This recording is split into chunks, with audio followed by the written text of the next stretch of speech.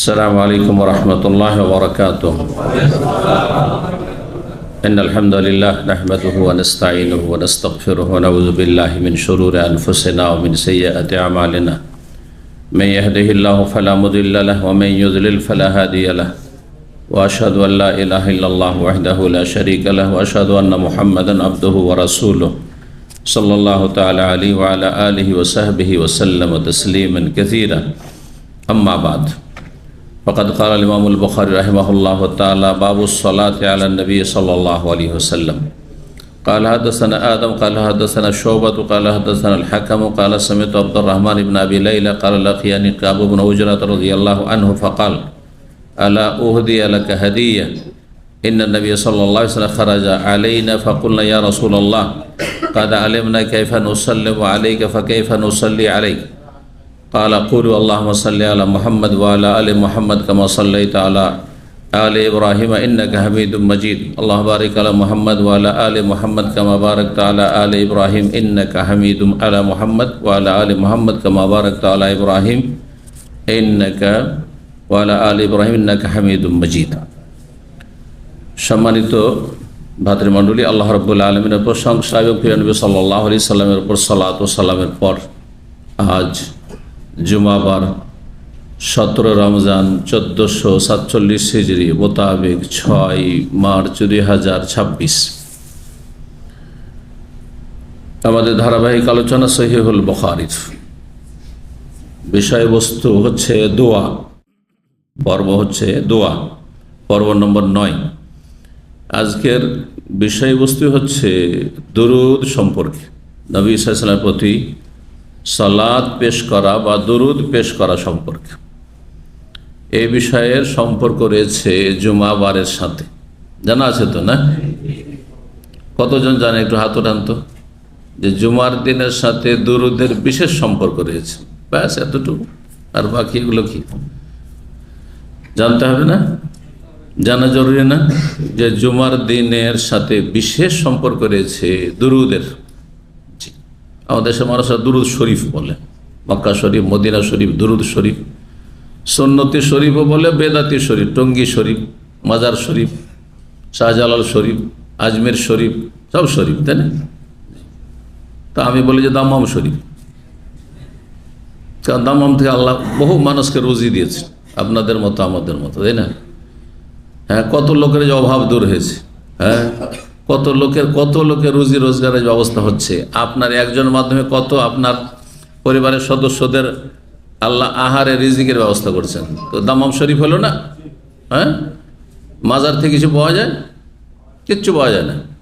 মাজার থেকে কিছু পাওয়া যায় না, বরং কবরওয়ালাকে কিছু দিতে হয়, দোয়া দিতে হয় যে আল্লাহ তাকে উদ্ধার করো, জাহান্নাম থেকে জান্নাত দাও। তার কাছে কিছুই পাওয়া যায় না। আল্লাহ বলছে মা ইয়ামলিকুনা মিন কিতমির, খেজুরের ওয়ালা ইউযলামুন ফাতিলা, যেমন বলে ফাতিল, কিতমির খেজুরের বিচি, খেজুরের বিচির ওপর যে সাদা আবরণ থাকে সেটাও দিতে পারে না। বোঝা গেছে?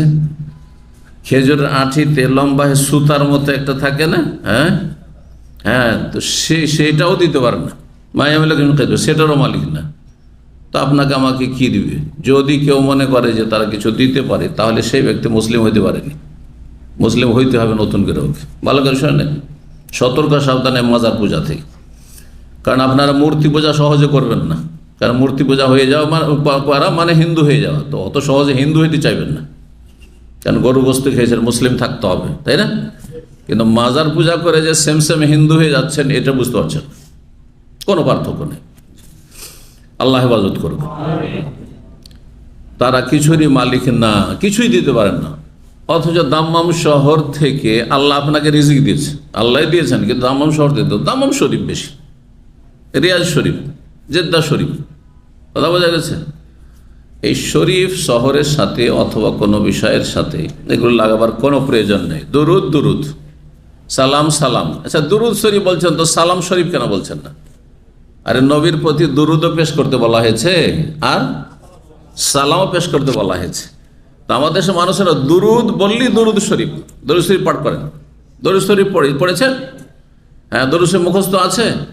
সালাম শরীফ কেন বলছেন না? যেখানে আসসালামু আলাইকা আইয়ুহান নবী ওয়া রাহমাতুল্লাহ, নবীর উপর সালাম, তো এটা সালাম শরীফ হলো না?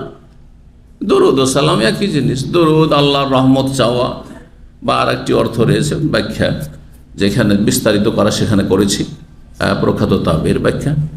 আর সালাম মানে শান্তি, তো আল্লাহর রহমত শান্তি।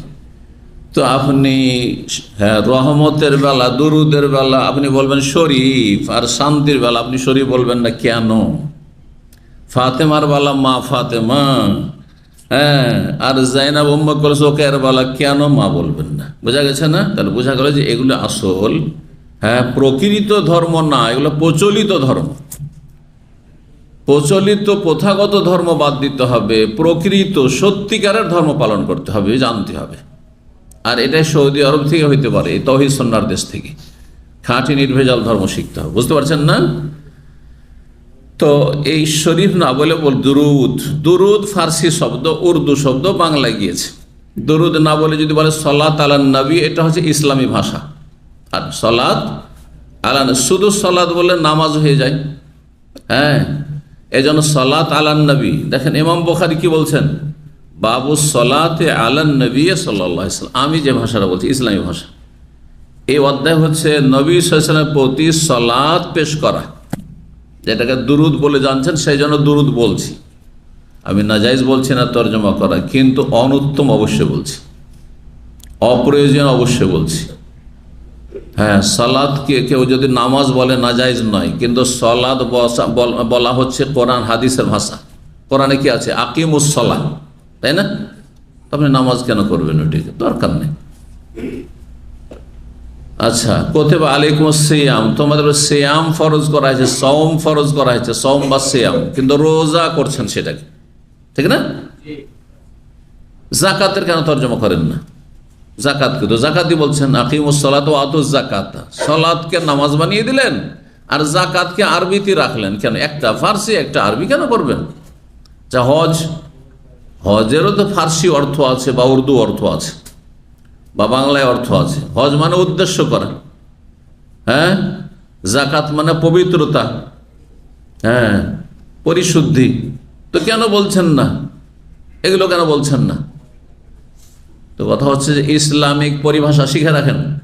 ইসলামিক টার্ম বা পরিভাষা, ইস্তিলাহ, যেগুলো কোরআন হাদিসে ব্যবহৃত হয়েছে, সেগুলির সুরক্ষা করা, সেগুলি অনুযায়ী আপনাকে বলা, এটি হচ্ছে বাঞ্ছনীয় ভালো কাজ। বুঝছেন না? কোরআনে আল্লাহ সলাত বলেছেন, সলাত বলবো। কোরআন হাদিসে সলাত আলান নবী, দুরুদকে বলা হয়েছে সলাত আলান নবী বলবো। কোরআনে কারিমে সিয়াম বলা হয়েছে, সিয়াম বলবো, রোজা বলবো না। বুঝতে পারছেন? এইভাবে বাবু সলাতে আলান নবী সাল্লাল্লাহু আলাইহি ওয়াসাল্লাম, এই অধ্যায় হচ্ছে নবী সাল্লাল্লাহু আলাইহি ওয়াসাল্লামের প্রতি সালাত পেশ করা, যাকে দুরুদ বলছেন। দুরুদ পেশ করা, দুরুদের বাক্যগুলি আসবে, দুরুদের ফজিলত এখানে না থাকলে আমি ইনশাআল্লাহ তাআলা অন্য হাদিসগুলি এখানে ইনশাআল্লাহ আপনাদের সামনে পেশ করে দেব। এবং দুরুদ, জুমার দিনে দুরুদ পড়ার বিশেষ গুরুত্ব রয়েছে, নবী সাল্লাল্লাহু নির্দেশ রয়েছে, বিশেষ গুরুত্ব রয়েছে, এটাও জানতে পারবেন ইনশাআল্লাহ। জি, এখানে আজকে জুমাবার আর একটি বিষয় বলে নিই আলোচনার শুরুতে। আজকে জুমাবার, কত রমজান? 17 রমজান। এই 17 রমজানের সাথে ইসলামের ইতিহাসে যেই জিহাদ ফি সাবিলিল্লাহর মাধ্যমে, সশস্ত্র লড়াইয়ের মাধ্যমে কাফেরদের সাথে, জালেমদের সাথে লড়াইয়ের মাধ্যমে হক এবং বাতিলের আল্লাহ পার্থক্য করে দিয়েছিলেন। ইয়াউমুল ফুরকান সেটিকে বলেছে, ইয়াউমাল তাকাল জামআন কোরআন ভাষা বলছে, সেই দিন দুই পক্ষের যোদ্ধা, জাহান্নামী যোদ্ধা আর জান্নাতি যোদ্ধা মুখোমুখি হয়েছিল। সেই দিনটি রমজান মাস ছিল, এবং রমজান মাসের 17 তারিখ 17 রমজান ছিল। আজকে সেই দিনটি 17 রমজান 1447 হিজরি। আর 17 রমজান দ্বিতীয় হিজরিতে কোন জেহাদ হয়েছিল? বদরের যুদ্ধ হয়েছিল। জি, বদর যুদ্ধ হয়েছিল।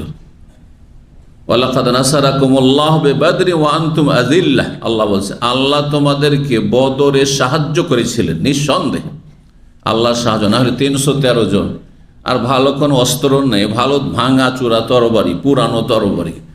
আর কাফেরদের সংখ্যাও বেশি, 3 গুণ বেশি, 1000।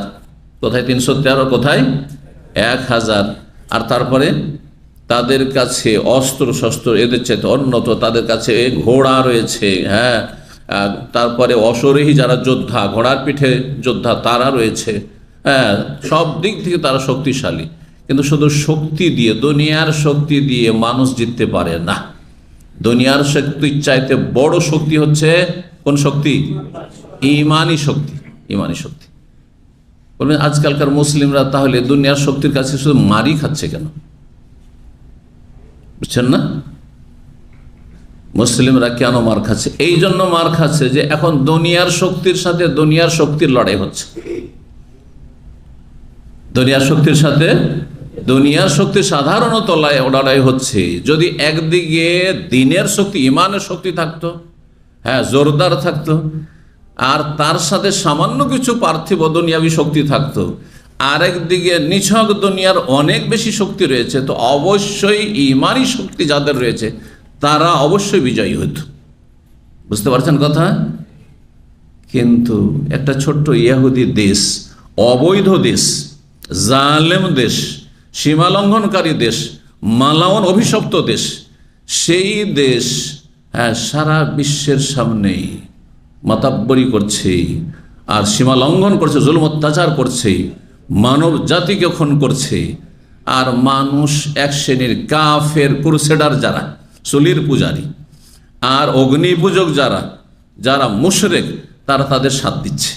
সেটা প্রকাশ্যে সাথ দিক আর গোপনে সাথ দিক। উদ্দেশ্য হচ্ছে আহলুস সুন্নাত ওয়াল জামাত, কোরআন সুন্নাহর অনুসারী, যারা সুন্নাহর অনুসারী, যারা সাহাবায়ে কেরামদেরকে ভালোবাসে, যারা উম্মাহাতুল মুমিনদের জননী রাসূলুল্লাহ সহধর্মিনীদেরকে ভালোবাসে, যারা ঈমানের ভিত্তিতে সকল মুসলিমকে ভালোবাসে, আহলুস সুন্নাত ওয়াল জামাতকে পৃথিবী থেকে মুছে দেওয়া এবং তাদের বাতিল ধর্মকর্ম প্রতিষ্ঠা করা।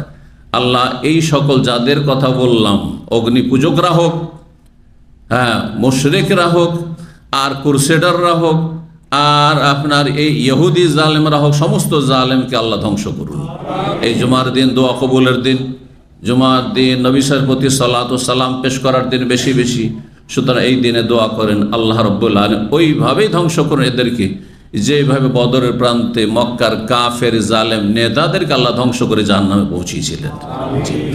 তো সেটি ছিল 17 রমজান। সুতরাং ইমানকে সতেজ করুন। আমাদের মুসলিম জাতির ইমানে জোর নেই, হ্যাঁ, ইমান ওয়াসার হয়ে গেছে।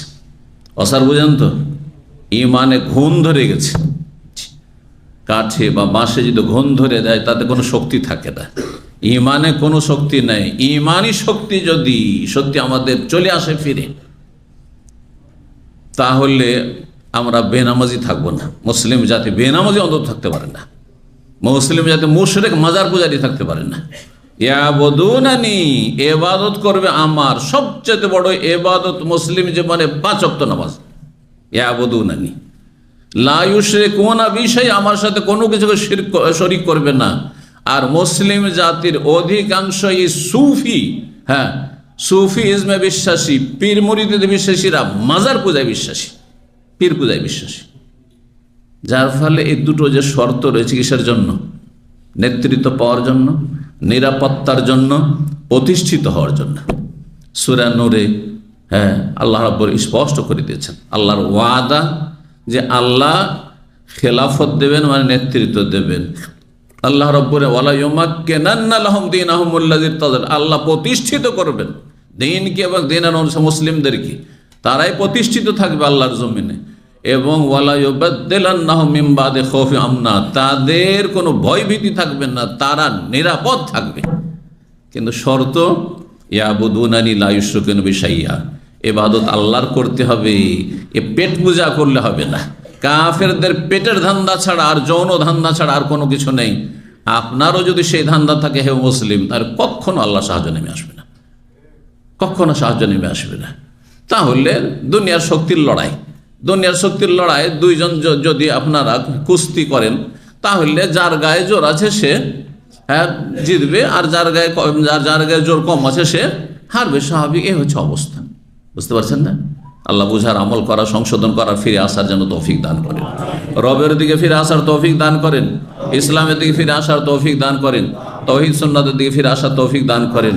আল্লাহ মসজিদমুখী হওয়ার মুসলিম জাতিকে তৌফিক দান করেন। তো আমরা আজকে দুরূদ নিয়ে আলোচনা করি। প্রথম হাদিস 6357 নম্বর হাদিস বর্ণনা করছেন আব্দুর রহমান বিন আবি লাইলা তাবেঈ। তিনি বলছেন, লাকিয়ানি কাব বিন উজরা, আমার সাথে সাক্ষাৎ হইল কাব বিন উজরা রাদিয়াল্লাহু তাআলা আনহু, বা সাক্ষাৎ করলেন, সাহাবীর সাক্ষাৎ হল। ফাকালা, তখন তিনি বললেন, আলা উহদিয়া লাকা হাদিয়া, তোমাকে কি আমি একটি বিশেষ উপহার দেব না? তুমি একটি উপহার চাও, দেব? অবশ্যই উপহার দেবেন, কেন দেবেন না? তাহলে সালাফে সালিহিন, সাহাবায়ে কেরাম, তাবেঈন, সাহাবী বলছেন কাকে? তাবেঈকে। তারা পয়সার উপহারকে এত বেশি গুরুত্ব দিত না, তারা সবচেয়ে বেশি গুরুত্ব দিত ঈমান ইসলামের উপহারকে। কে এলমের জ্ঞানের উপহার দিচ্ছে, কে আমলের উপহার দিচ্ছে, জি, কে জান্নাতে যাওয়ার রাস্তার উপহার দিচ্ছে।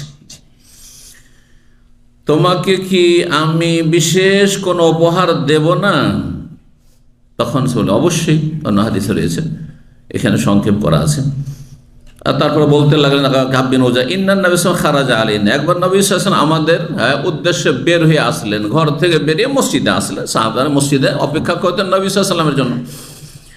ফাকুলনা, আমরা বলে, ইয়া রাসূলুল্লাহ, আমরাই জিজ্ঞেস করলাম, হে আল্লাহ রসুল, কাদ আলেমনা কাইফা নুসাল্লিমু আলাইক, আমরা তো জেনে ফেলেছি, শিখে নিয়েছি যে আপনাকে কেমনভাবে সালাম পেশ করব। আমরা জেনে নিয়েছি আপনাকে কিভাবে সালাম পেশ করব, এটা তো জানা হয়েছে। ফাকাইফা নুসাল্লি আলাইহি, আপনার ওপর সালাত কিভাবে পেশ করব, দুরূদ কিভাবে পেশ করব? কারণ আল্লাহ কোরআনে কারিমে কয়টি নির্দেশ দিয়েছেন? দুটি নির্দেশ দিয়েছেন। সূরা আহজাবে মহান আল্লাহ ইরশাদ করেছেন, ইন্নাল্লাহা ওয়া মালাইকাতাহু ইউসাল্লুনা আলান নবী ইয়া আইয়ুহাল্লাযীনা আমানু সাল্লু আলাইহি ওয়া সাল্লিমু তাসলিমা। আল্লাহ রাব্বুল রহমত বর্ষণ করেন, ইন্নাল্লাহ, ফেরেশতারা রহমতের দোয়া করেন। আল্লাহ রহমত বর্ষণ করেন, কারণ রহমতের মালিক কে? আল্লাহ। এক বেদাতি বক্তা বাংলাদেশের বলছে, আল্লাহও দুরুদ পড়েন নবীর শানে। কত বেয়াদবেরা! আল্লাহও দুরুদ পড়েন কার শানে? নবীর শানে। ও জাহেল, আরবির অনুবাদই বুঝে না, বুঝছেন না? এ হলো অবস্থা। অথচ আমি যেটি অনুবাদ করছি এটি হচ্ছে আল্লাহর সাথে আদব রেখে অনুবাদ। সালাত মানে রহমত বর্ষণ করা হয় যখন আল্লাহর সাথে সম্পৃক্ত হবে, ফেরেশতার সাথে যখন সম্পৃক্ত হবে তখন রহমতের দোয়া করা হবে। আমাদের সাথে সম্পৃক্ত আল্লাহুম্মা সাল্লি আলা মুহাম্মদ, তখন রহমতের দোয়া করা হবে। এবার বুঝতে পারছেন না? কারণ আমরা রহমতের মালিক না, কিন্তু রহমত চাইতে পারি আল্লাহর কাছে। ফেরেশতা রহমতের মালিক না, হ্যাঁ, রহমত দিতে পারেন না, কিন্তু রহমত আল্লাহর কাছে চাইতে পারেন।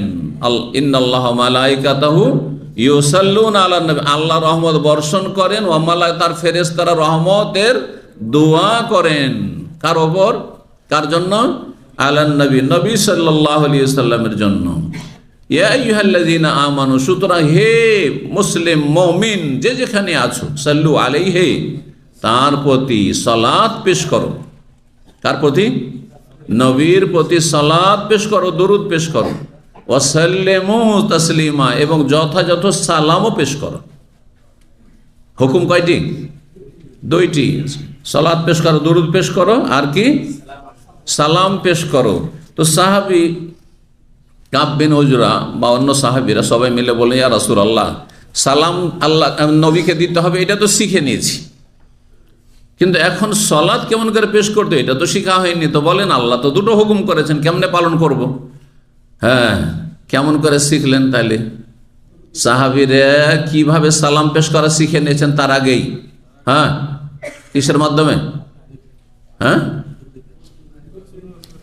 এখানে বলছেন যে কাইফা নুসাল্লিমু, আর আমরা কি আছে? কাইফা নুসাল্লিমু, আমরা সালাম পেশ করা শিখেনি, সালাম শিখা হয়ে গেছে। কোন জিনিসটা শিখা হয়েছে? সালামটা কোথায় শিখলেন? হ্যাঁ, তো উল্টো যে করে দিচ্ছেন। তার মানে এই যে দুরুদ শিখাচ্ছেন এখন নবী সাল্লাল্লাহু আলাইহি ওয়াসাল্লাম, তার আগে কি শিখে নিয়েছেন? তারা তাশাহুদ শিখে নিয়েছেন, আত্তাহিয়াত শিখেছেন। আর আত্তাহিয়াতে কি আছে? আসসালামু আলাইকা আইয়ুহান নবিয়্যু ওয়া রাহমাতুল্লাহি ওয়া বারাকাতুহু।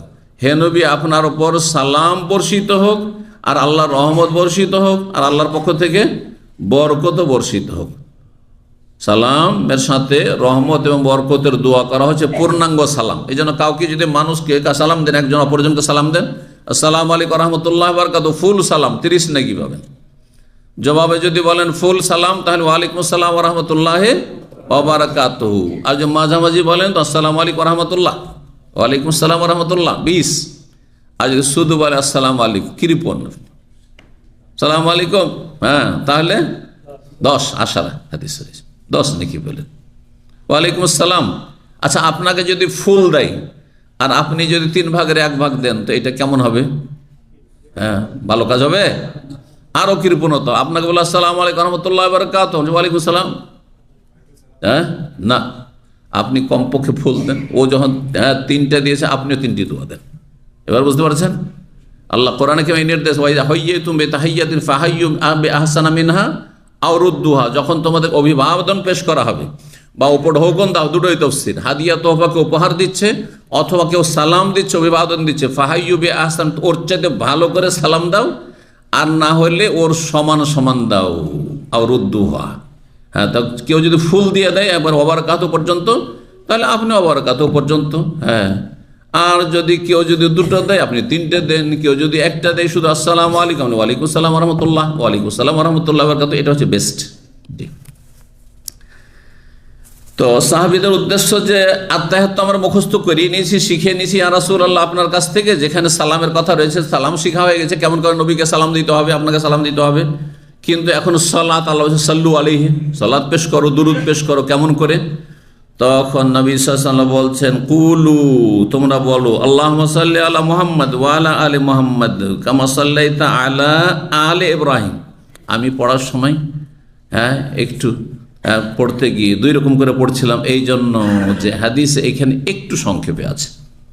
এইভাবেও পড়া জায়েজ, কিন্তু যেটা সবচাইতে পূর্ণাঙ্গ দুরুদ, সেটাতে এর চাইতে একটু একটা বাক্য বেশি আছে। কি একজন দুরুদ শোনাবেন? আগে শুনিয়ে দেন যে ফুল শোনাচ্ছেন না, আপনি একটু ঘাটতিতে শোনাচ্ছেন, যেটা এখানে আছে। হ্যাঁ, কে শোনাবেন? সালাত আলা নবী, দুরুদ ইব্রাহিমি। ভয় পেয়ে গেছেন মনে হচ্ছে। দুরুদ ইব্রাহিম কার মুখস্থ আছে? হ্যাঁ, মুখস্থ তো সবারই আছে, আশা করি আছে। তো বলছেন না যে হ্যাঁ দুরুদ, ব্যাস।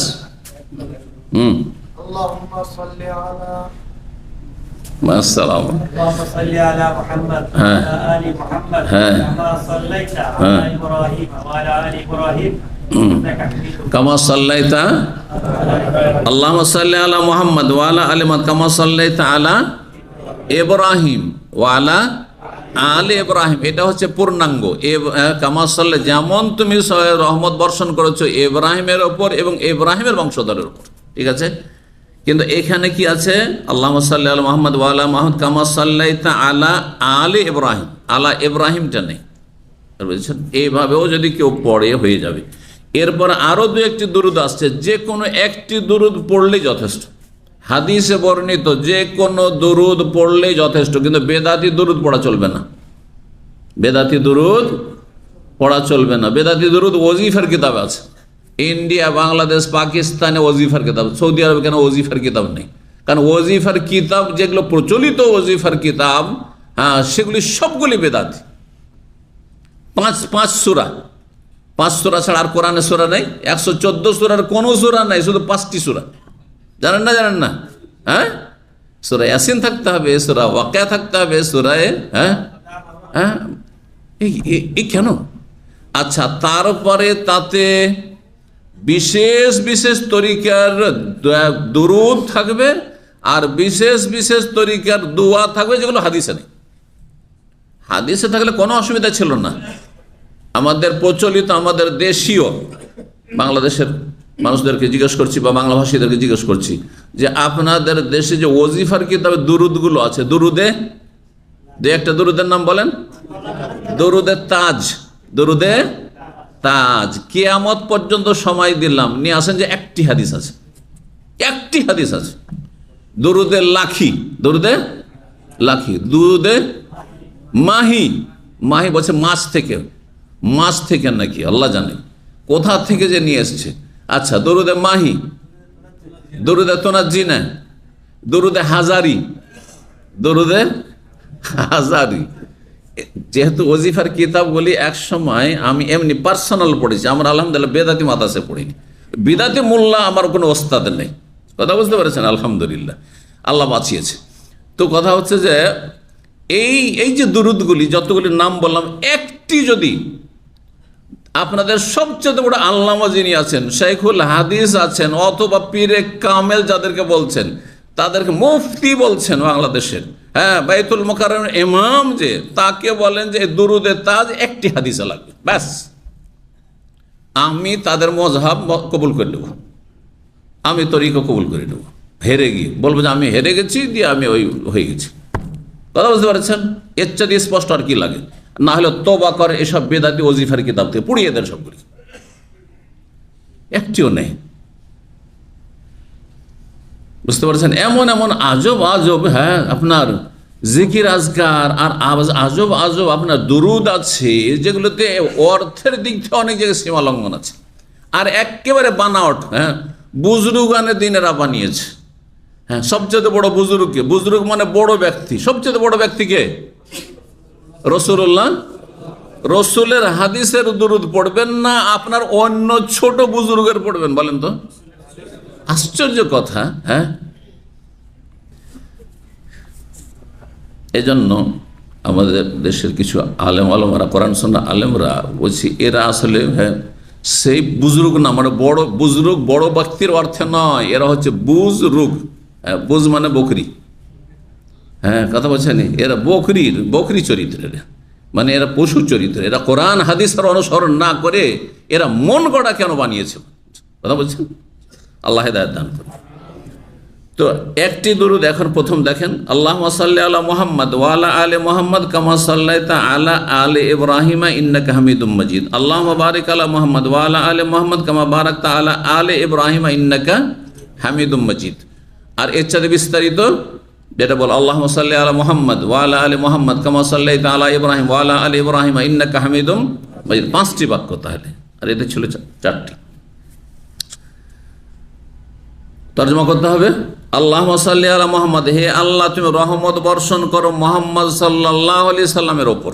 আর আবুল আলিয়া প্রখ্যাত তাবেঈ, তিনি সহিহ বুখারীতে এর ব্যাখ্যা, সালাতের ব্যাখ্যা করে বলেছেন যে আল্লাহ রব্বুল আলামিন তার আরশে আজিমে, তার চারপাশে অসংখ্য যে ফেরেশতারা রয়েছে, আল্লাহর মুকাররাবিন, নৈকট্যপ্রাপ্ত ফেরেশতারা, তাদের সামনে নবী সাল্লাল্লাহু আলাইহি সাল্লামের সুআলোচনা করেন, গুণগান করেন, আলাপ আলোচনা। আমরা ভালো মজলিসে যদি কোনো ব্যক্তির আলোচনা করি, হ্যাঁ, পজিটিভ আলোচনা করি, গুণগান করি, তার প্রশংসা করি, তাহলে সেই ব্যক্তিকে সম্মান দিন আমরা। তো নবী সাল্লাল্লাহু আলাইহি ওয়াসাল্লাম আল্লাহর কাছে সবচাইতে বড় সম্মানিত মানুষ, সম্মানিত নবী, মর্যাদাবান নবী। সেই জন্য সবচাইতে নৈকট্যপ্রাপ্ত ফেরেশতাদের সামনে নবীর কথা আল্লাহ স্বয়ং আলোচনা করেন।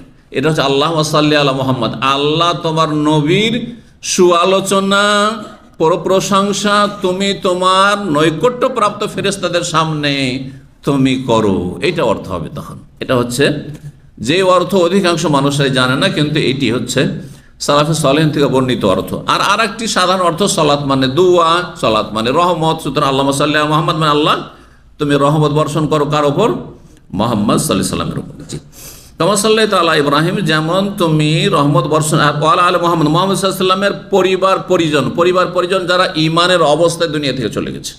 হ্যাঁ, কিন্তু যদি নিজের পরিবার ছাড়া যে আত্মীয় স্বজন, নবী সাল্লাল্লাহু আলাইহি ওয়াসাল্লামের জামাই চাচাতো ভাই আলী, আলে বাইত, হ্যাঁ, তার মধ্যে তাকে গণ্য করতে পারেন জামাই, কিন্তু তার বাবা আবু তালেব আপন চাচা নবী সাল্লাল্লাহু আলাইহি ওয়াসাল্লামের হিতাকাঙ্ক্ষীও ছিল, কিন্তু ছিল সে কাফের, সে এই দোয়াতে শামিল হবে?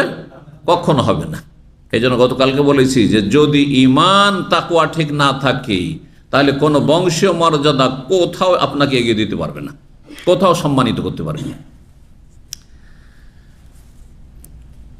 তারপরে বলছে কামা সাল্লাইতা, যেমন তুমি রহমত বর্ষণ করেছে ইব্রাহিম আলাইহিস সালামের বংশধরের ওপর এবং ইব্রাহিমের ওপর, যেমন অন্য রিওয়ায়াতে রয়েছে ইন্নাকা হামিদুম মাজিদ, হে আল্লাহ তুমি প্রশংসিত, মানে তুমি সমস্ত প্রশংসার যোগ্য, মজিদ এবং তুমি বড়ই মর্যাদাবান, সম্মানিত, প্রশংসিত এবং সম্মানিত। আল্লাহ বারিক আলা মুহাম্মদ, হে আল্লাহ তুমি বরকত বর্ষণ করো, বরকত নাজিল করো মুহাম্মদ সাল্লাল্লাহু আলাইহি ওয়াসাল্লামের ওপর, ওয়া আলা আলি মুহাম্মদ, মুহাম্মদ সাল্লাল্লাহু আলাইহি ওয়াসাল্লাম বংশধরের ওপর, কামা বারাকতা আলা ইব্রাহিম, যেমন তুমি বরকত নাজিল করেছো ইব্রাহিম আলাইহিস সালামের ওপর এবং ইব্রাহিম আলাইহিস সালামের বংশধর। ইব্রাহিম আলাইহিস সালামের বংশধরের উপর আল্লাহ কত যে রহমত আর বরকত নাজিল করেছেন চিন্তা করুন, এটা বোঝার জন্য, না হলে শুধু তরজমা দিয়ে বুঝতে পারবেন না। যে ইব্রাহিম আলাইহিস সালামের পরে যত নবী রসুল এসেছেন সব নবী হচ্ছেন ইব্রাহিমের বংশোদ্ভূত। ইব্রাহিম আসলামের বংশের বাইরে কোনো নবী আসেনি পৃথিবীতে। এবার বুঝতে পেরেছেন? ইব্রাহিম আসলামের আগে এসেছেন অন্য অন্য বংশের নবী, কিন্তু ইব্রাহিম আলাইহিস সালামের পরে যত নবীর সিলসিলা সব হচ্ছে তার বংশে। তার বংশের বাইরেও তো মানুষ ছিল পৃথিবীতে, কিন্তু অন্য কোনো বংশের আর কোনো নবী রসুল আসেনি। দুটো সিলসিলা শুরু হয়েছে সেখান থেকে, পরম্পরা। ইব্রাহিম আলাইহিস সালামের ছেলে কয়জন? দুইজন। একজন হচ্ছেন ইসমাইল, তার বংশে বেশি সংখ্যায় নবী আসেনি, একজনই এসেছে, তাই না? কে? মুহাম্মদ সাল্লাল্লাহু আলাইহি ওয়াসাল্লাম।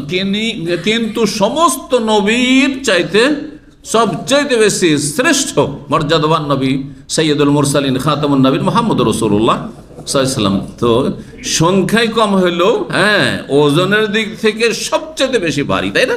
জি হ্যাঁ। আর দ্বিতীয় ছেলে ইব্রাহিম আলাইহিস সালামের ইসহাক। আল্লাহ ওয়ারা ইসহাক ইয়াকুব, আল্লাহ বলছেন ইসহাকের পরে হে ইব্রাহিম তোমার বংশে ইয়াকুব নবীও দেব। তো ইসহাকের ছেলে ইয়াকুব, ইসহাক নবী, ইয়াকুব নবী। ইয়াকুব নবীর ছেলে ইউসুফ নবী। আর এই বংশেই হচ্ছে মুসা, ঈসা, জাকারিয়া, ইয়াহিয়া, আর এইরকম যত, দাউদ, সুলাইমান, সব বনি ইসরাইল নবী। সমস্ত নবী ইব্রাহিম আলাইহিস সালাম বংশোদ্ভূত। এবার বুঝতে পেরেছেন?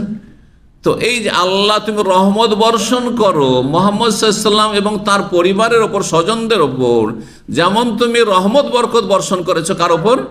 ইব্রাহিমের ওপর এবং ইব্রাহিমের বংশধরের ওপর। দেখেন কত রহমত। যেই রহমত মানুষ সারা জীবন সেজদা করেও পাবে না, আর সারা জীবনের উপার্জন বা সারা দুনিয়ার নেতৃত্বও যদি পেয়ে যায় তবুও তা দিয়ে হাসিল করতে পারবেন না। সেটি হচ্ছে নবুয়ত এবং রেসালাত। নবী রসুল হওয়া যাবে? আমি যদি সারা জীবন সেজদায় পড়ে থাকি, সেজদাতে নাই উঠি, নবী হব কোনো দিন? নবী হওয়া যাবে? কোনো চান্স আছে? আমল দিয়ে কিন্তু কেউ নবী হইতে পারবে না, কারণ নবী আল্লাহর বিশেষ রহমত এবং ফাইনাল শেষ নবী মুহাম্মদ সাল্লাল্লাহু আলাইহি ওয়াসাল্লাম চলে এসেছেন, আর কোনো নবী আসবে না। সুতরাং আমল দিয়ে আর নবী হওয়া যাবে না। এবার বুঝতে পেরেছেন? জি হ্যাঁ। টাকা পয়সা দেখি না পাওয়া যাবে, সারা দুনিয়ার রাজত্ব দিয়ে পাওয়া যাবে না, এই মর্যাদা পাওয়া যাবে না যে মর্যাদা আম্বিয়া রাসূলগণ পেয়েছেন। জি। 6358 নম্বর হাদিস। হাদিস মানে আবু সাঈদ খুদরি রাদিয়াল্লাহু তাআলা তিনি বলছেন, কুলনা ইয়া রাসূল, আমরা বলি হে আল্লাহর রাসূল, হাযা সালামু আলাইক, এই তো আপনাকে সালাম বলা তো আমরা শিখে ফেলেছি। আল্লাহ এই যে আসসালামু আলাইকা আইয়ুহান নবী, আত্তাহিয়াত শিখে ফেলেছি। ফাকাইফা নুসাল্লি, তাহলে আমরা সালাত কেমন করে পেশ করব, দরুদ কেমন করে পেশ করব? কালা কুরু আল্লাহুম্মা সাল্লি আলা মুহাম্মদ আবদিকা ওয়া রাসূলিকা কামা সাল্লাইতা আলা ইব্রাহিম ওয়া বারিক আলা মুহাম্মদ ওয়া আলা আলি মুহাম্মদ কামা বারাকতা আলা ইব্রাহিম ওয়া আলি ইব্রাহিম। দেখেন পার্থক্যের সাথে এখানে আলা মুহাম্মদ সাল্লি আলা মুহাম্মদ আবদিকা ওয়া রাসূলিকা বাড়তি রয়েছে। এভাবেও যদি কেউ মুখস্থ করেন জায়েজ রয়েছে। নামাজেও যদি এভাবে পড়েন নামাজ হয়ে যাবে। দরুদ নবীর প্রতি যে কোনো একটি দরুদ পড়লে হয়ে যাবে। নামাজের বাইরে দরুদ পড়বেন যে কোনো হাদিসে বর্ণিত একটি দরুদ অথবা সবগুলি, মাঝে মাঝে এইটা মাঝে মাঝে ওইটা পড়লে আরও ভালো, কোনো অসুবিধা নেই। আশা করি মাসলা বুঝেন। জরুরি নয় যে দরুদ ইব্রাহিমি ওইভাবে পড়তে হবে যেইভাবে প্রসিদ্ধ রয়েছে, বুঝতে পারছেন না? এভাবে সংক্ষেপে যদি পড়েন, যেখানে আল্লাহ বারিক আলা নেই, ওয়া বারিক আলা মুহাম্মদ আছে, আল্লাহ শব্দটি নেই, এবং এখানে বেশি বাড়তি আছে আবদিকা ওয়া রাসূলিক। 33 নম্বর অধ্যায় বলছেন বাবুন, এই অধ্যায় হচ্ছে হালি ওসাল্লা আলা গাইরিন নবী সাল্লাল্লাহু আলাইহি ওয়াসাল্লাম, নবী সাল্লাল্লাহু আলাইহি ওয়াসাল্লাম ছাড়া অন্য কাউকে সালাতের দোয়া দেওয়া যাবে কি? যাবে, কিন্তু যাতে মানুষ ভুল না বুঝে। মানুষ যাতে ভুল না বুঝে। যদি আমি আপনাকে দোয়া দিই আল্লাহ আপনার রহম করুন, হ্যাঁ, আরবিতে যদি রাহেমাকাল্লাহ, হ্যাঁ রাহেমাকাল্লাহ, আল্লাহ তোমার রহম করুক, তাহলে তো অসুবিধা নেই, তাই না? রহমতের দোয়া যে কোনো রহমত শব্দ দিয়ে করা যায়। কিন্তু যদি আমি বলি যে সাল্লাল্লাহু আলাইক, হ্যাঁ সাল্লাল্লাহু আলাইক, আচ্ছা আর একটু ভালো করে বুঝাই। যেমন ইমাম আবু হানিফার নাম আসলে কি বলেন আপনি? হ্যাঁ রাহেমাহুল্লাহ, তাই না? রাহেমাহুল্লাহ বলছেন না? ইমাম বুখারীর নাম বলছি, কি বলছি? রাহেমাহুল্লাহ। হ্যাঁ, আবু বকরের নাম আসছে, তখন কি বলছি? রাদিয়াল্লাহু আনহু। যদি আমি আবু বকরের পরে বলি সাল্লাল্লাহু আলাইহি, হ্যাঁ সাল্লাল্লাহু আলাইহি যদি বলি, বুঝছেন না?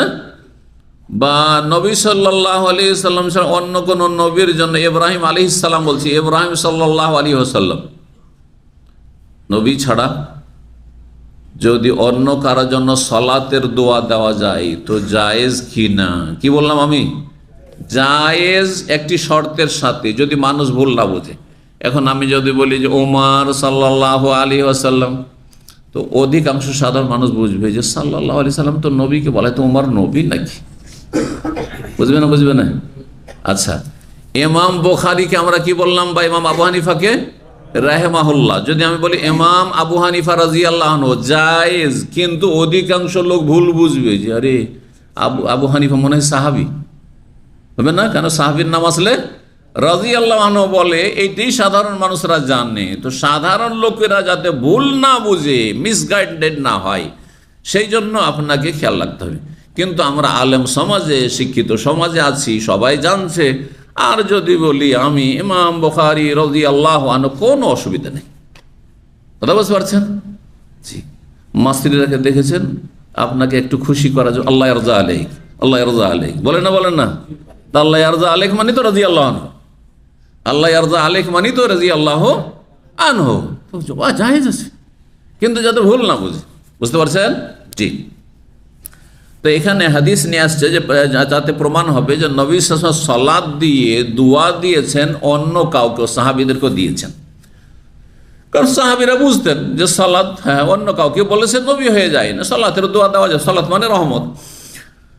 কারণ সূরা তওবার আয়াত নম্বর 103-এ রয়েছে, আয়াতের আগে পড়ে শুনিয়েছি যে জাকাত নেওয়ার সময় নবী সাল্লাল্লাহু আলাইহি ওয়াসাল্লামকে আল্লাহ হুকুম দিয়েছিলেন যে যখন জাকাত মানুষ দিয়ে যাবে তোমাকে, তখন তাদেরকে কি করিও? ওয়াসাল্লি আলাইহিম, তাদেরকে দোয়া দিও, রহমতের দোয়া দিও। যে সাল্লি আলাইহিম, তাদেরকে রহমতের দোয়া দিও। কাকে? জাকাত দাতাকে। জাকাত দাতাকে রহমতের সালাত বলে দোয়া দিতে বলেছেন। তাহলে সালাত শব্দটির প্রয়োগ নবী ছাড়া অন্যের ক্ষেত্রে চলবে।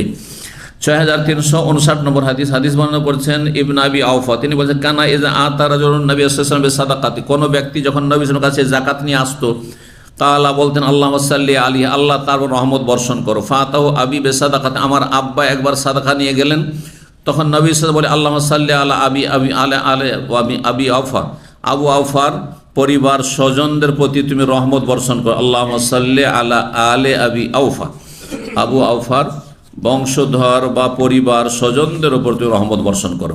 6360 নম্বর হাদিস, হাদিস বর্ণনা করছেন আবু হুমায়দ সাঈদ রাদিয়াল্লাহু তাআলা আনসারী। তিনি বলেন যে সাহাবায়ে কেরাম একবার বলেন ইয়া রাসূলুল্লাহ কাইফা নুসাল্লি আলাইক, আপনাকে কেমন করে আমরা দরুদ পেশ করব বা আপনার প্রতি সালাত পেশ করব। তখন নবী সাল্লাল্লাহু আলাইহি ওয়াসাল্লাম এখানে ভিন্ন বাক্য দিয়ে দরুদ শিখিয়েছেন, শুনেন ভালো করে। বললেন কুলু, তোমরা বলো আল্লাহুম্মা সাল্লি আলা মুহাম্মাদ ওয়া আজওয়াজিহি ওয়া যুররিয়াতিহি কামা সাল্লাইতা আলা আলি ইব্রাহিম ওয়া বারিক আলা মুহাম্মাদ ওয়া আজওয়াজিহি ওয়া যুররিয়াতিহি কামা বারাকতা আলা আলি ইব্রাহিম ইন্নাকা হামিদুম মাজিদ। এখানে বাড়তি কি আসলো? হ্যাঁ, আল্লাহুম্মা সাল্লি আলা মুহাম্মাদের পরে ওয়া আজওয়াজিহি ওয়া যুররিয়াতিহি, ঘাটতি কি আসলো? কামা সাল্লাইতা আলা ইব্রাহিম ওয়া আলা আলি ইব্রাহিম, এগুলো নেই। তারপরে আল্লাহুম্মা শব্দ নেই, বারেক ওয়া বারেক আলা মুহাম্মাদ, ওখানে আল্লাহ বারেক আল্লাহ নেই। বুঝতে পারছেন না?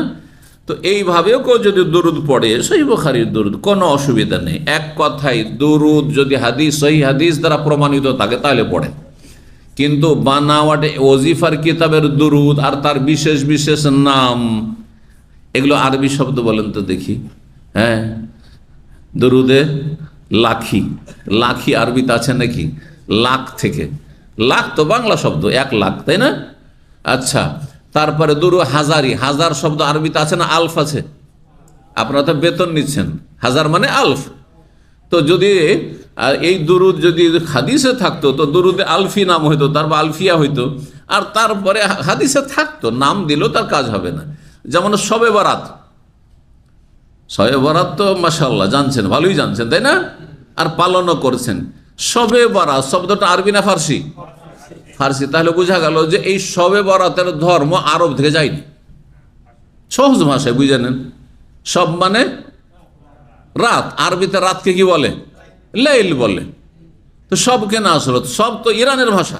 তাহলে বোঝা গেল এই ধর্ম হচ্ছে সেই পারস্য দেশের, পারস্য দেশ থেকে সুফি ভণ্ডদের মাধ্যমে ভেজাল যুক্ত ধর্ম গেছে ভারত, বাংলাদেশ, পাকিস্তানে। কথা বুঝতে পারছেন? এই সব বারাত ধর্ম মদিনার ধর্ম নয়, মক্কার ধর্ম নয়, ভালো করে বুঝে নেন।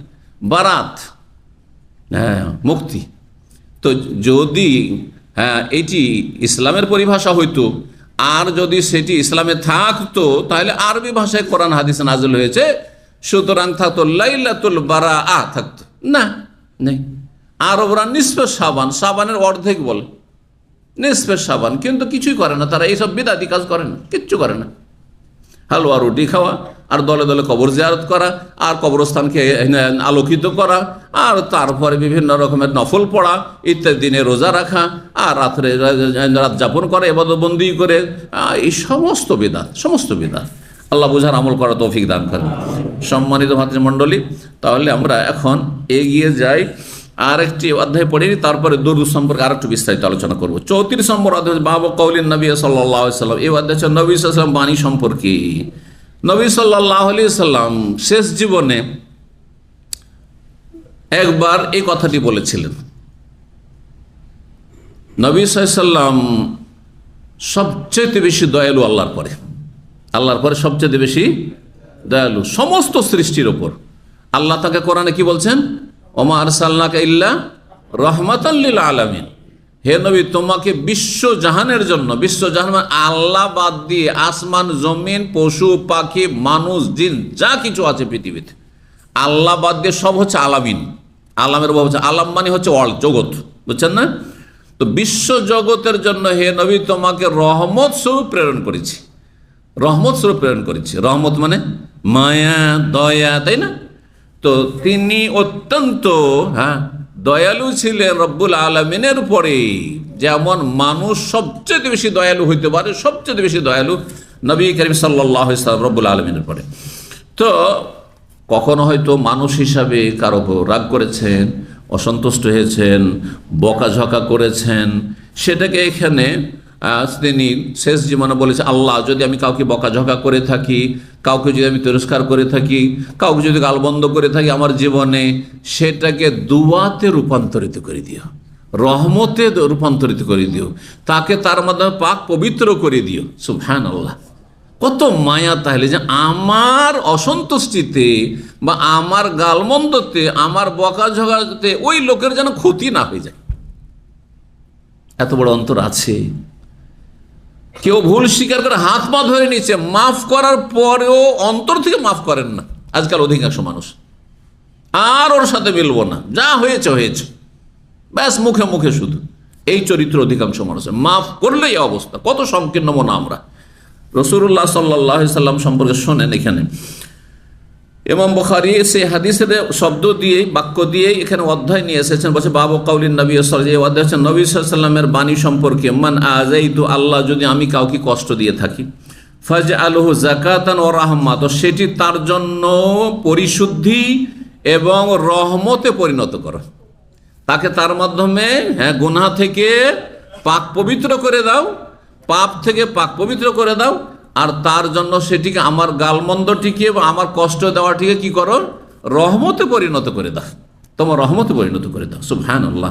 6361 নম্বর হাদিস বর্ণনা করছেন আবু হুরায়রা রাদিয়াল্লাহু তাআলা। তিনি বলেন, আন্নাহু সামিআন ইয়াকুল, একবার নবী সাল্লাল্লাহু আলাইহি ওয়াসাল্লামের কাছে তিনি বলতে শুনেছেন, আল্লাহুম্মা, হে আল্লাহ, ফাআইয়ুমা মুমিনিন সাবাবতুহু, কোন মুমিন মুসলিমকে যদি আমি গালমন্দ করে থাকি, বকাঝকা করে থাকি, ফাজআলহু যালিকা লাহু কুরবাতান ইলাইকা ইয়াউমাল কিয়ামা, তাহলে সেটি কিয়ামতের দিনে তোমার নৈকট্য অর্জনের ওসিলা বানিয়ে দিও তার জন্য। সুবহানাল্লাহ। আমি যে গালমন্দ করেছি, বকাঝকা করেছি, সেটার কারণে সে যেন তোমার নৈকট্য পেয়ে যায়, তোমার সান্নিধ্য লাভ করে নেই। সুবহানাল্লাহ। দোয়া দেবেন, এরকম করে মানুষকে দোয়া দিতে শিখেন মানুষ। আপনি আমি যদি কোনো মুসলিম ভাই বোনকে দোয়া দিই, হ্যাঁ, যে কোনো মুসলিম, আর প্রিয়জন আপনজন স্বজন হলে তো আলাদাই কথা, আপনার এমনি প্রাকৃতিক মায়া আছে, সেই ক্ষেত্রেও সংকীর্ণ হয়ে যাচ্ছেন আপনি, তাহলে ফেরেশতা আপনার জন্য আমার জন্য দোয়া করবে। এই জন্য এই জুমাবার এই কথাটিও শিখে রাখেন, চোখের আড়ালে দোয়া দিবেন। কারণ সামনাসামনি দোয়া দিলে লৌকিকতা থাকতে পারে, হ্যাঁ, লোক দেখানো নিয়ত থাকতে পারে, ওকে খুশি করা নিয়ত থাকতে পারে, তারপরে ও চাটুকারিতা নিয়ত থাকতে পারে, চামচামি নিয়ত থাকতে পারে, কিন্তু চোখের আড়ালে আল্লাহ ওনার ভালো করুন, আল্লাহ ওনাকে সুস্থ রাখুন, আল্লাহ ওনার পরিবারকে ভালো রাখুন, আল্লাহ আমার মুসলিম ভাই বোনদেরকে ভালো রাখুন, আমার দিনী ভাইদেরকে যে যেখানে আছে ভালো রাখুন, আল্লাহ তাদের হেফাজত করুন, আল্লাহ মুসলিমদের হেফাজত করুন। চোখের আড়াল থেকে দোয়া করছেন, কোনো আপনার দুনিয়ার কোনো গরজ নেই, কারণ কিছু পাবেন না, ও শুনেই না। আপনি যে তার জন্য ভালো চাইছেন সেটা সে শুনে না যে আপনি তার কাছে কিছু আশা রাখছেন। তো যত বেশি নিষ্ঠা থাকবে, খুলুসিয়াত থাকবে দোয়াতে, তত বেশি কাজ হবে। আর আপনার জন্য আপনি যে দোয়া করছেন, আপনার জন্য ফেরেশতা নিযুক্ত আছে দোয়া করে আল্লাহর পক্ষ থেকে, ফেরেশতার দোয়া অবশ্যই কবুল হবে, তো আপনারই লাভ। তো এই ছিল দরুদ সম্পর্কে আজকের বিস্তারিত আলোচনা। দুই একটি হাদিস আর দরুদ সম্পর্কে আপনাদেরকে আমি শুনিয়ে নিই, আর তারপরে সময় থাকলে আমরা সামনের দিকে যাব। দরুদ সম্পর্কে আরেকটা হাদিস তিরমিজির আপনাদেরকে শোনাবো। হাদিসটিকে আল্লামা আলবানী রাহমাহুল্লাহ সহিহ বলেছেন, কেউ কেউ হাসান বলেছেন, এক কথায় গ্রহণযোগ্য হাদিস। হাদিসটি হচ্ছে যে উবাই বিন কাব রাদিয়াল্লাহু তাআলা আনহু, প্রখ্যাত হাফেজ কারি সাহাবী, তিনি একবার রাসূলুল্লাহ সাল্লাল্লাহু আলাইহি সাল্লামকে বললেন যে ইয়া রাসূলুল্লাহ, আল্লাহ রাসূল, ইন্নী উকসিরুস সালাতা আলাইক, আমি খুব বেশি বেশি সালাত পাঠ করি, মানে দুরুদ পাঠ করি, খুব বেশি বেশি আমি দুরুদ পাঠ করি। ফাকাম আজালু লাকা মিন সালাতি, আমি যখন দোয়া করব আল্লাহর কাছে, কতটা পরিমাণ আপনার জন্য দোয়া করব, মানে দুরুদ পাঠ করব, আর কতটা নিজের জন্য দোয়া করব, মানে পার্সেন্টেজ, আমি কতটা নিজের জন্য, নিজের পরিবারের জন্য, নিজের দুনিয়া আখিরাতের জন্য, আর কতটা আমার নবীর জন্য, আপনার জন্য আমি দোয়া করব দুরুদের মাধ্যমে। এইভাবে জিজ্ঞেস করলেন। তখন রাসূলুল্লাহ সাল্লাল্লাহু আলাইহি ওয়াসাল্লাম বললেন, মা শিতা, মা শিতা, যতটা ইচ্ছে, তোমার যতটা ইচ্ছে। তখন উবাই বিন কাব বলছেন যে আর রবো, তাহলে 4 ভাগের 1 ভাগ, 1/4, 4 ভাগের 1 ভাগ, 4 আনা আমার দোয়ার মধ্য থেকে আপনার, আর 12 আনা আমার পরিবার, আমার স্বজন আপনজন প্রিয়জন মুসলিম ভাই বোন সবার জন্য, বুঝছেন না, দুনিয়া আখিরাতের জন্য। এইরকম দোয়া করব। কালামা শেতা, তোমার ইচ্ছা, তুমি যত চাও। ফাইন জিদ্দা ফাহুয়া খায়রুল লাকা, এর বেশি যদি দুরুদ পাঠ করো তো তোমারই ভালো, তাতে আমার ভালো চাইতে তোমার বেশি ভালো, তোমার ভালোই হবে, তোমার কল্যাণ হবে। তখন ওই সাহাবী বললেন যে ফাসুলুস, তাহলে 1/3 অংশ। বলছে ঠিক আছে, তুমি চাইলে সেটাই করো, কিন্তু ওর চাইতে বেশি বললে তোমারই ভালো। তখন ফান্নিস, তাহলে অর্ধেক। তো নবী সাল্লাল্লাহু আলাইহি ওয়াসাল্লাম বলেন যে তোমার ইচ্ছা মাসিতা, আর যদি ফামাজিদতা, এর চাইতে বেশি যদি দুরুদ পাঠ করো তো তোমারই তাতে লাভ আছে। তোমার নিজের জন্য দোয়া করার চাইতে, নিজের পরিবারের জন্য দোয়া করার চাইতে, নিজের দুনিয়া আখিরাতের দোয়া করার চাইতে দুরুদে বেশি তোমার সওয়াব রয়েছে, বেশি তার ফলাফল রয়েছে।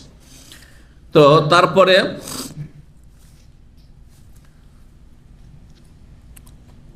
ওই সাহাবী কে ছিলেন?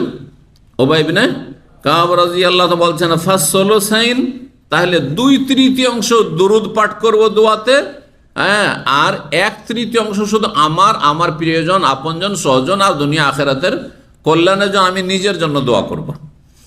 কালামা শেতা, তুমি যতটা চাও, যা চাও। ফাইন জিদ্দা ফাহু খায়রুল লাকা, তুমি এর চাইতে বেশি যদি দুরুদ পড়ো সেটা তোমার জন্য কল্যাণকর হবে। কুলতু, তখন সর্বশেষ উবাই বিন কাব বলছেন আজআলু লাকা সালাতি কুল্লাহা, আমার পুরো দোয়াটি আপনার জন্য করে দেব, মানে পুরা দোয়া শুধু কি করব, দুরুদই পাঠ করতে থাকবো, আমি সারাদিন শুধু দুরুদ পাঠ করতে থাকবো, যখনই দোয়া করবো শুধু নবীর জন্যই দোয়া করতে, আমি নিজের জন্য আর করবোই না। আল্লাহু আকবার, কত ভালোবাসা, কত নবীর ভালোবাসা, এই হচ্ছে ভালোবাসা। আমি আমার দোয়ার সবটাই আপনার জন্য করে দেব, মানে দুরুদের মাধ্যমে। যখন এই কথা বললেন তখন কি বলছেন নবী সাল্লাল্লাহু আলাইহি ওয়াসাল্লাম, শোনেন, যদি তুমি সব সময় দুরূদ পড়তে থাকো, উঠতে বসতে চলতে ফিরতে সব সময় দুরূদ পড়তে থাকো নবীর ওপর, তাহলে এজান তুকফা হাম্মুকা ওয়া ইউগফার লাকা যামবুকা। এজান তুকফা হাম্মাকা পড়তে হবে, এজান তুকফা আনতা হাম্মাকা ওয়া ইউগফার লাকা যামবুকা। তাহলে তোমার যত লক্ষ্য উদ্দেশ্য রয়েছে, তোমার যত আশা আকাঙ্ক্ষা রয়েছে, হাম মানে তোমার চিন্তা, তোমার আশা আকাঙ্ক্ষা, তোমার চাওয়া পাওয়া যা রয়েছে তা তুমি যথেষ্ট পেয়ে যাবে, না চেয়েও তুমি পেয়ে যাবে। আর ওয়ায়ুগফার লাকা যামবুকা, আর তোমার গুনাহগুলি মাফ করে দেওয়া হবে। আল্লাহু আকবার। আর কি চান? যত বেশি দুরূদ পড়বেন তো কি হবে? আপনার সমস্ত গরজ পুরা হবে, বালা মুসিবত গরজ পুরা হবে, অসুস্থ রোগ ভালো হবে, মানসিক শারীরিক পারিবারিক অশান্তি রয়েছে অশান্তি দূর হবে, রুজি নেই চাকরি নেই ব্যবস্থা হবে। কিন্তু বেদাতি দুরূদ পড়বেন না, বেদাতি দুরূদ পড়বেন না। কি দুরূদ পড়বেন? সুন্নতি দুরূদ পড়বেন, মানে যেই দুরূদগুলো হাদিস শরীফে আছে সেই দুরূদগুলো পড়বেন। এবার বুঝতে পেরেছেন? এক, বেদাতি দুরূদের আরো দু একটি লক্ষণ শোনেন। আরেকটি বেদাতির দুরূদ হচ্ছে সম্মিলিত দুরূদ পাঠ করা, একসাথে এক ঝাঁকে দুরূদ পাঠ করা। আমাদের দেশের ওয়াজ মাহফিলের দুরূদ, মিলাদ মাহফিলের দুরূদ কেমন হয়? এটা মহাব্বতের সাথে আপনার দুরূদ পড়েন। আর তারপর বক্তা সাহেব রেস্ট নেওয়ার জন্য, কারণ অনেক টাকা নিয়েছে মেলাক্ষণ, হ্যাঁ তাকে বকতে হবে, কথা বলতে হবে, তো মাঝে মাঝে তো রেস্টের প্রয়োজন আছে, তাই না? তো এটা একটা হিল্লা, এটা একটা কি চোরা রাস্তা, রেস্টের জন্য, বিরতির জন্য। কি বলে লাগিয়ে দেয়? বলেন মহাব্বতের সাথে একটু দুরূদ পড়ে আল্লাহুম্মা, আর শুরু করে দিলেন।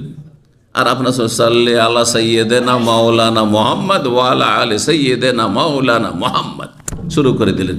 এটা কোন হাদিসে আছে? এটার জন্য কিয়ামত পর্যন্ত সময় দিল। 2-1 বছরে যদি খুঁজে না পান, কোনোদিন যদি পেয়ে যান, একটি হাদিস নিয়ে আসতে হবে যে এই যে মাহফিলে বেদাতি মোল্লারা দুরূদ পড়ে আর পড়ায় আপনাদেরকে কানাকা হাইকোর্ট দেখি, এই দুরূদ কোনো একটি হাদিসের কিতাবে আছে? আরে জয়ীফ হাদিসও নিয়ে আসেন, জয়ীফ হাদিস দলিল নয়, কিন্তু একটু তর্কের খাতিরে আমি বললাম যে জয়ীফ যে দুর্বল হাদিসও পান, তবু নিয়ে এসে দিয়ে যে একটা হাদিস আছে, কোথাও নাই। এ দুরূদ কে বানিয়েছে? অনেক আগে বলেছিলাম, জানেন? এ দুরূদের ফ্যাক্টরি হয়েছে পাবনা, পাগলা ঘর, বুঝতে পারছেন? এ দুরূদ তৈরি হয়েছে কোথায়? পাবনায় তৈরি হয়েছে। পাবনায় ইংরেজ আমলে একজন মোল্লা ছিল, মুন্সি ছিল। তখনকার মুন্সিরা কিন্তু আজকালকার আলেমদের মতো হইতো, বুঝতে পারছেন না?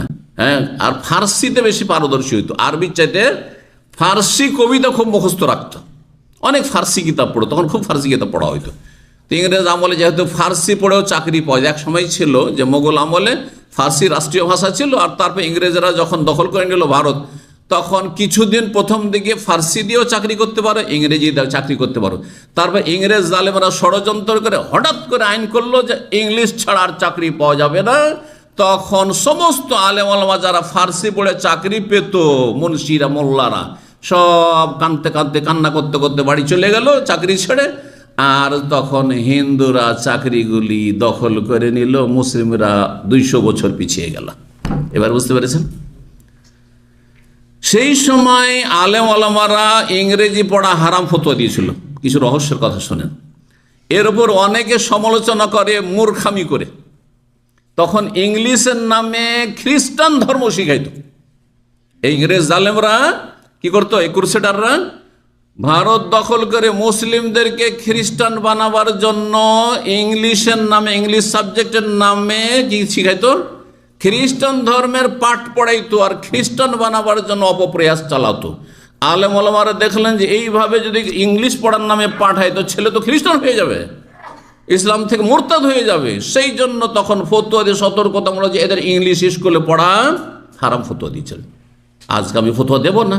আজকে ওই আলেম ওলামারা দুনিয়া থেকে চলে গেছেন, তারা যদি থাকতেন বিজ্ঞ আলেম, তারা অবশ্যই ফতোয়া দিতেন যে ইংলিশ পড়া জরুরি। হ্যাঁ, আজকে যেহেতু আন্তর্জাতিক ভাষা, কিন্তু ইংলিশ পড়ার নামে যদি আপনি তাদের মিশনারি স্কুলে পড়ান, সেখানে সকালে গিয়ে খ্রিস্টানিটির শিক্ষা দেওয়া হচ্ছে, খ্রিস্টান ধর্মের পাঠ পড়ানো হচ্ছে আপনার বাচ্চাকে, তখন হারাম বলবো। কথা বুঝতে পারছেন না? আপনি ইংলিশ পড়েন, বাংলা যেমন পড়ছেন তেমন ইংলিশ পড়েন, কিন্তু আপনি ইংলিশের নামে খ্রিস্টান ধর্ম পড়লে হবে না, বাংলার নামে হিন্দু ধর্ম পড়লে হবে না। এবার বুঝতে পেরেছেন? আল্লাহ বোঝার তৌফিক দান করেন, ঈমান ইসলাম রক্ষা করার তৌফিক দান করেন। আর একটি হাদিস দরুদ সম্পর্কে, দরুদের ফজিলত সম্পর্কে প্রসিদ্ধ হাদিস আছে। বলেন তো কি হাদিস হইতে পারে সেটি? না না, বেদাতের নয়, হাদিসের কথা এখন চলে আসে। খালি বেদাতে নেগেটিভ শোনাইতে থাকবেন নাকি? মাঝে মাঝে নেগেটিভ আর পজিটিভ বেশি দিতে হবে, বুঝছেন না? কারণ আমল করতে আমাদেরকে। সহিহ মুসলিমের হাদিস, হাদিস কোথায়?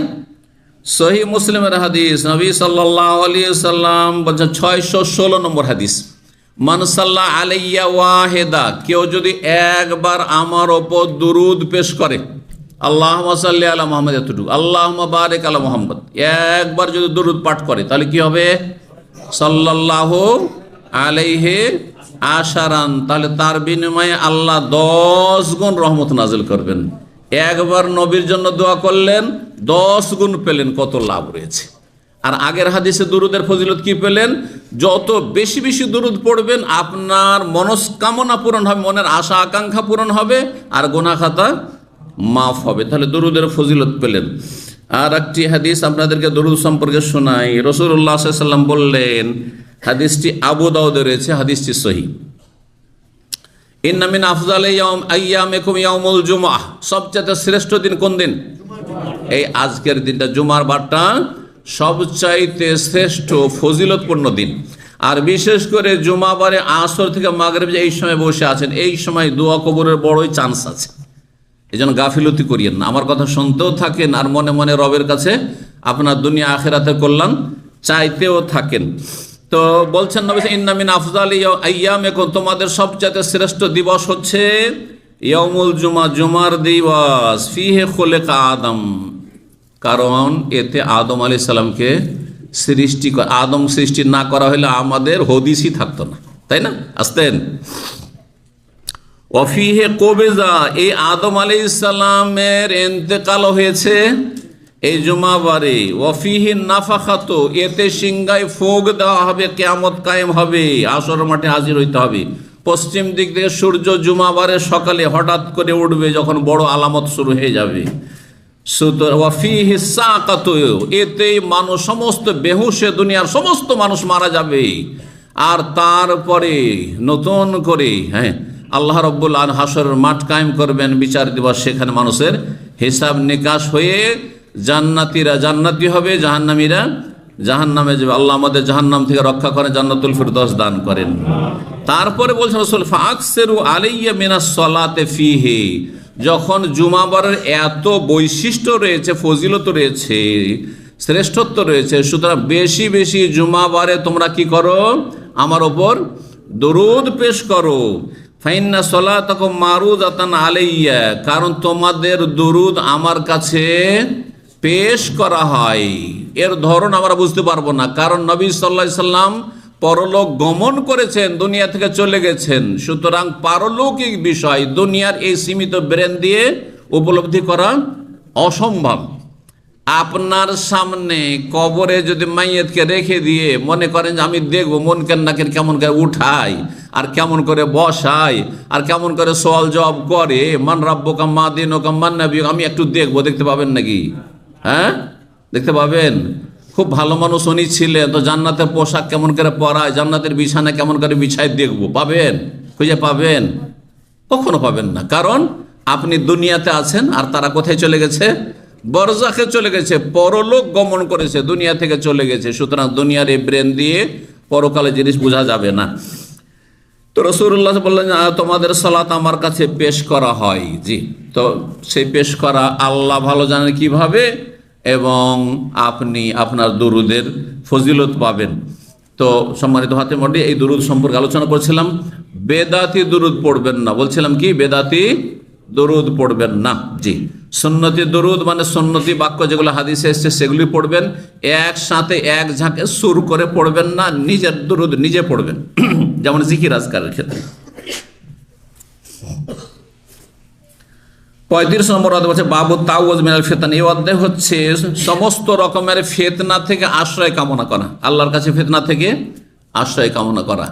এই যে আজকালকার যুদ্ধ, এগুলো ফিতনা, এগুলো ফিতনা। বিশেষ করে মুসলিমের লড়াই বিশেষ ফিতনা।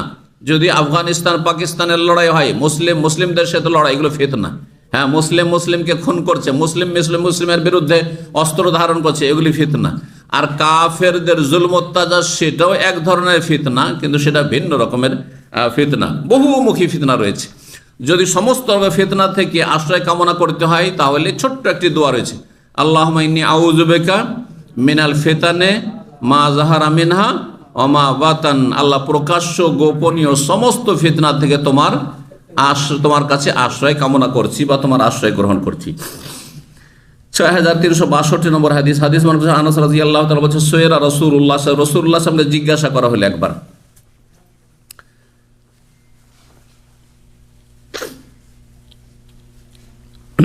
রাসূলুল্লাহ সাল্লাল্লাহু আলাইহি সাল্লামকে সাহাবায়ে কেরামগণ জিজ্ঞাসা করতে লেগেছে, বিভিন্ন মাসলা মাসাইল জিজ্ঞাসা করছে। হাত্তা আউফাউহুল মাসআলা, খুব বেশি বেশি তারা জিজ্ঞাসা করা শুরু করলো। যখন সওয়াল করার ক্ষেত্রে, দিন সম্পর্কে মাসলা মাসাইল জিজ্ঞাসা করার ক্ষেত্রে, সেখানেও কিছু বিধি নিষেধ আছে। আপনি কাল্পনিক সওয়াল করবেন না, হ্যাঁ, ধরে নেওয়া সওয়াল করবেন না। ধরে নেওয়া সওয়াল বুঝেন? যেন আমাদের ভাইরা অনেকে আসে বলে, হ্যাঁ শেখ, আচ্ছা ধরে নেন এরকম হইল, ইংরেজিতে একবার সাপোজ, ধরে নেন যদি এরকম হয়ে যায় তাহলে কি হবে? আমি যে ধরবো না, আমি কি বলি, আমি ধরবো কেন? আপনার ঘটেছে কি এটা বল। ওই যে ধরে নেন যদি আমার স্ত্রীকে আমি 3 তালাক দিয়ে দিই তাহলে কি সমাধান রয়েছে, আমি ধরবো কেন? হয়েছে কি সেটা বলেন। হইলে জিজ্ঞাসা করবেন, বিনা হতে ধরে নেন প্রশ্ন করা না যায়জ। ধরে নেন প্রশ্ন করা না, যে কাল্পনিক প্রশ্ন করা। ধরে নেন কেউ, হ্যাঁ নাউজুবিল্লাহ, তার স্ত্রীকে পরকায় লিপ্ত পেয়ে গেল, কেন ধরবো রে ভাই? আল্লাহ হেফাজত করুক আপনার। যদি ভুক্তভোগী হন তাহলে জিজ্ঞাসা করেন আপনি, আর এই ধরে নেওয়া প্রশ্ন করবেন না। এইরকমই আপনি পরীক্ষামূলক জিজ্ঞাসা করবেন না, আপনার জানার দরকার নেই, আপনি একটু পরীক্ষা করছেন, এরকম জিজ্ঞাসা করবেন না। এই দুষ্টামিগুলো অনেক মাদ্রাসার ছাত্ররা করে। একটা মাসলা, একটা জিনিস জেনে নিয়েছে, ভাবছে যে এই ওস্তাদকে আটকাইতে হবে, ওস্তাদ কখনো হয়তো মেরেছে বা বকা দিয়েছে, ওর উপর আক্রোশ আছে, একে আটকাইতে হবে। আর এমন প্রশ্ন হয়তো কোনো কাজের না, ওকে আটকাবে, সেই জন্য না, এগুলো জায়েজ নাই। কথা বুঝতে পারছেন না? আপনি আমল করবেন না শুধু লড়াইবার জন্য। দেখেছেন যে একজন আলেম এরকম ফতোয়া দিয়ে দিচ্ছে, দেখি এর কাছে একটু কি, একটা মাসলা 5-6 জনকে। আমাদের এক ভাই বলছে যে আপনাকে যে মশলাটা জিজ্ঞেস করেছে না, সে মশলা ও আমাকে বলছে 6 জনকে জিজ্ঞাসা করেছে। এত সস্তা পেয়েছে আলেমদেরকে, এই সোশ্যাল মিডিয়া হোয়াটসঅ্যাপের যুগে ফ্রি পেয়েছে যে 6 জনকে জিজ্ঞাসা করছে। আমি যদি জানতে পারি যে আরেকজনকে জিজ্ঞাসা, কিছু লোকেরা এরকম আছে, হ্যাঁ, বলে যে এই মশলা আচ্ছা বলেন তো, আমি অমুককে জিজ্ঞাসা করেছিলাম তো অমুক এরকম বলেছেন, আমি অমুককে জিজ্ঞাসা করার পর আমাকে জিজ্ঞাসা করার ব্যাপারটা। আমার সময় কেন নষ্ট করবেন আপনি একজন বিশ্বস্ত আলেমকে জিজ্ঞাসা করবেন, যার ওপর আপনার আস্থা ভরসা আছে যে ঠিক কথা উনি বলেন, ব্যাস যথেষ্ট আপনার জন্য। আল্লাহ আপনাকে ধরবেন না, ভুল যদি ওই আলেম বলে ওই আলেমকে ধরবেন।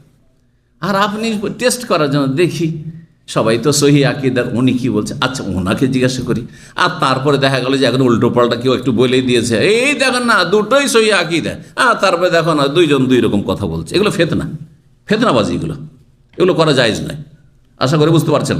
জি, তো খুব বেশি তারা জিজ্ঞাসা করা শুরু করেছে সাহাবীরা। প্রথম দিক ছিল ফাগাজেবা, নবী সাল্লাল্লাহু আলাইহি ওয়াসাল্লাম একবার এই কথাই রাগান্বিত হয়ে গেলেন, এত বেশি জিজ্ঞাসা প্রশ্নতে রেগে গেলেন। ফাসাইদ আল মেম্বারা, আচ্ছা নবী সাল্লাল্লাহু আলাইহি ওয়াসাল্লাম রেগেছেন না রাগেননি? তাহলে রাগ করতে হবে না, না রাগের প্রতিক্রিয়া দেখাতে হবে না? রাগ মানুষের হবেই, কম হোক আর বেশি হোক, কিন্তু রাগ এমন রাগ না হয় যাতে আপনি সীমা ছড়িয়ে যান, হ্যাঁ, প্রতিক্রিয়া দেখিয়ে দেন, রিয়াক্ট করে দেন, এইরকম করবেন না। আর রাগার জায়গায় যদি না রাগেন তো আপনি কাপুরুষ। রাগার জায়গায় যদি না রাগেন তাহলে আপনি কাপুরুষ, রাখতে হবে। এখন এখানে আলোচনা করছি আর ওর মধ্যে গল্প করছেন না, বলছেন না রাখতে হয় না, চলবে? হরি ভাই, এখানে দিনের আলোচনা অবশ্য রাখতে হবে, বুঝতে পারছেন না? তার রাগার জায়গায় রাখতে হবে। কিন্তু আপনি বলবেন যে কোনো সময় রাগা চলবে না, এটাও ঠিক না। আর সব সময় রাগ শুধু না, কখনো বুঝিয়ে, কখনো রাগের মাধ্যমে, রাগের জায়গায় রাগ। মেম্বারে চাপলেন আর বললেন লা তাসআলুনিল ইয়াওমা আন শাইইন ইল্লা বায়্যানতুহু লাকুম। সাহাবায়ে কেরামদের মধ্যে কেউ কেউ এমন কিছু গায়বের কথা জিজ্ঞাসা করতে লেগেছে যেটা তাদের জন্য আরো ক্ষতিকর হবে। নবী সাল্লাল্লাহু আলাইহি ওয়াসাল্লামের কাছে ওহী আসতো না, আসতো না? ওহী আসতো, আমাদের কাছে তো ওহী আসে না। কারণ আমাদেরকে যদি জিজ্ঞাসা করা হয় যে বলেন তো আমার আব্বাকে, তা আমরা আব্বাকে চিনলে না বলতে পারবো, ঠিক না? কিন্তু নবী সাল্লাল্লাহু আলাইহি ওয়াসাল্লামকে যদি জিজ্ঞাসা করা হয় যে বলেন তো আমার আব্বাকে, তো নবী সাল্লাল্লাহু আলাইহি ওয়াসাল্লামের সাথে সাথে ফেরেশতা চলে আসবে, ওহী নেই, আল্লাহর হুকুমে। তো ফেরেশতা আসলে তো বলে দিবে যে ওর আব্বা হচ্ছে অমুক। আর যদি সত্যিকারের আপনার সেই আব্বা না হয় যেটাকে আপনি আব্বা মনে করছেন, তাহলে বিপাকে কে পড়বে? আপনি নিজেই পড়বেন, জিজ্ঞাসাকারী পড়বেন, বলেন তো আমার বাপের নাম কি, ইয়া রাসূলুল্লাহ মান আবি। আর তোমার আব্বা আসলে ওইটা না, তোমার আম্মা আসলে কুকাজ করেছে, নাউজুবিল্লাহ। তাহলে ব্যাপার সবার খারাপ হবে না?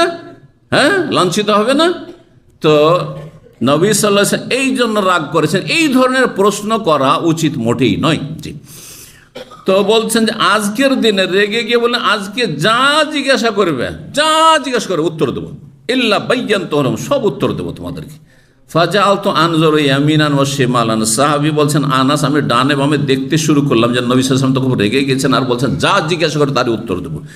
ফাইদা কুল্লু রাজুলিন লাফান রাসাহু ফি সাওবিহি ইয়াবকি। সাহাবায়ে কেরাম ভয় পেয়ে গেছেন, নবী সাল্লাল্লাহু আলাইহি ওয়াসাল্লাম রাগান্বিত হয়, আর সবাই নিজের মাথা কাপড় দিয়ে ঢেকে কান্না করছেন, ভয় যে আল্লাহর আযাব না নেমে চলে আসে।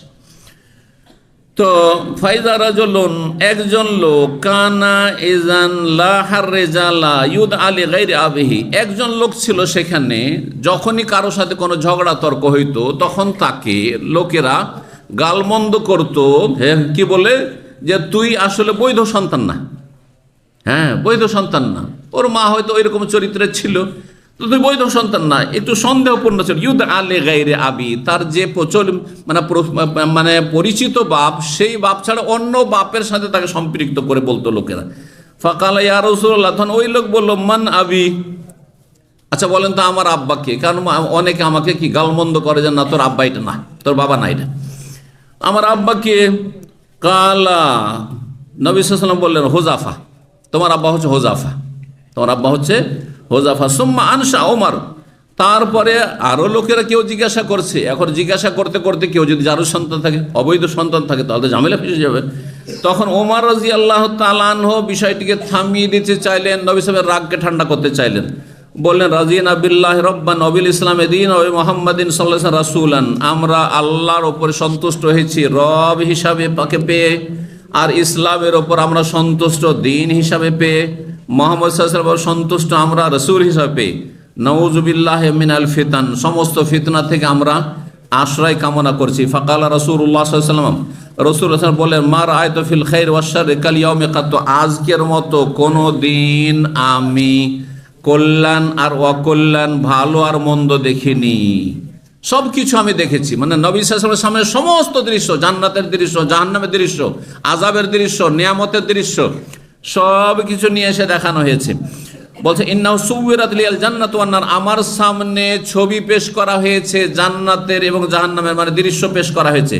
হাত্তা রাআইতুহুমা ওয়ারাল হায়েত, আমি এই দেয়ালের পেছনে, মানে দেয়ালে আমি জান্নাত জাহান্নামকে দেখতে পেয়েছি। এই মর্মে আয়াত নাযিল হয়েছে। কাতাদা বলেছেন ইয়া আইয়ুহাল্লাযীনা আমানু, হে ঈমানদারগণ, লা তাসআলু আন আশিয়া, তোমরা এমন কিছু জিজ্ঞাসা করিও না, ইন তুবদালাকুম তাসুউকুম, যদি তার উত্তর তোমরা পেয়ে যাও তাহলে তোমাদের আরো খারাপ লাগবে। সূরা মায়েদার আয়াত নম্বর 101। এখানে আজকের আলোচনা শেষ করছি। জাযাকুমুল্লাহু খাইর। সুবহান রাব্বিকা রাব্বিল ইজ্জাতি আম্মা ইয়াসিফুন ওয়া সালামুন আলাল মুরসালিন ওয়াল হামদুলিল্লাহি রাব্বিল আলামিন।